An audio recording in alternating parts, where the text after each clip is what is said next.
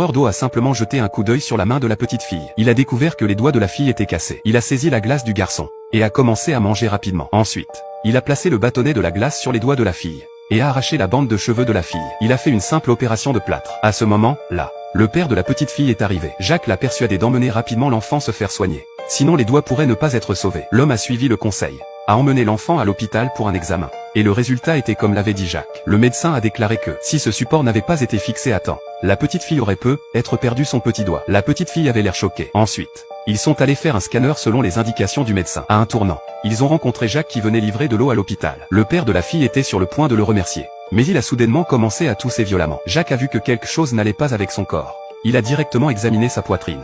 Mais l'homme l'a repoussé violemment. Après tout, il ne croyait pas ce livreur d'eau. Mais peu après, l'homme a eu des difficultés à respirer. La petite fille a demandé de l'aide aux médecins dans le hall. Mais les médecins étaient tous occupés à soigner les patients venus d'un accident de voiture, et n'avaient vraiment pas le temps de s'occuper d'eux. Voyant que son père allait s'étouffer, la petite fille a crié désespérément. Les médecins, ne comprenant pas la situation, ont brièvement arrêté leur travail, puis ont rapidement repris les premiers secours. La petite fille n'a pas abandonné, et cette fois, elle a finalement attiré l'attention du médecin Anna. Anna a diagnostiqué provisoirement que l'homme avait une pneumothorax, a demandé à son assistant de l'emmener pour un examen préliminaire, puis est parti précipitamment. Jacques, qui n'était pas rassuré, l'a suivi. Dans l'ascenseur, le père de la fille s'est soudainement évanoui. Jacques a rapidement mis sa main sur sa poitrine, a fermé les yeux pour sentir, et a découvert que